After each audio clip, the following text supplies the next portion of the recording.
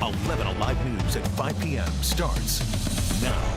First at 5, some pretty big news. Just hours ago, the Carter Center announced that former First Lady Rosalynn Carter has been diagnosed with dementia. Mrs. Carter is being treated at home alongside her husband, former President Jimmy Carter. Thanks so much for being here with us this evening. I'm Faith Jesse. And I'm Jennifer Bellamy. They are both in their late 90s, and dementia awareness has been a big part of the Carter's platform since their time in the White House. And one of Mrs. Carter's most notable quotes, she talks about there being 4 kinds of people in the world: those who have been caregivers, those that are caregivers, those who will be caregivers, and those who will need caregivers. Doug Richards joining us now in studio tonight. And Doug, what do we know about this situation? Well, we know that they are both elderly individuals, President and Mrs. Carter. President Carter is 98, Mrs. Carter is 95. Her diagnosis of dementia is not a huge shock given her age, even to her friends. Like her husband, Rosalynn Carter's public appearances have been rare in recent years as the former first couple aged well into their 90s. The Carter Center announced her diagnosis of dementia in a statement saying that Mrs. Carter is living happily at home with her husband, enjoying spring in Plains and visits with loved ones.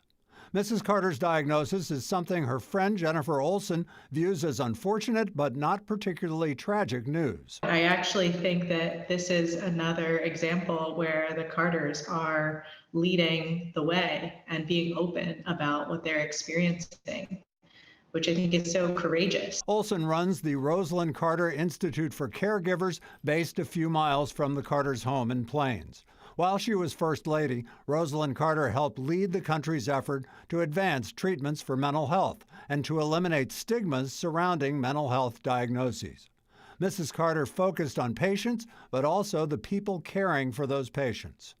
She realized that she was often talking to or with a friend or family member who was in that caregiver role, and realized there wasn't support or structure around that person who had a critical role in supporting those with mental illness. Mrs. Carter's 96th birthday is in August. 5 months ago, the Carter Center announced Jimmy Carter was in hospice care. Last week, their grandson, Jason Carter, hinted that the former president is doing okay now and noted that he is due to turn 99 in October. All right, Doug, thank you so much. And we know that 1 out of every 9 of us will be diagnosed with some form of dementia in our lifetime. It's nearly certain that the disease will impact someone we love at some point in our lives.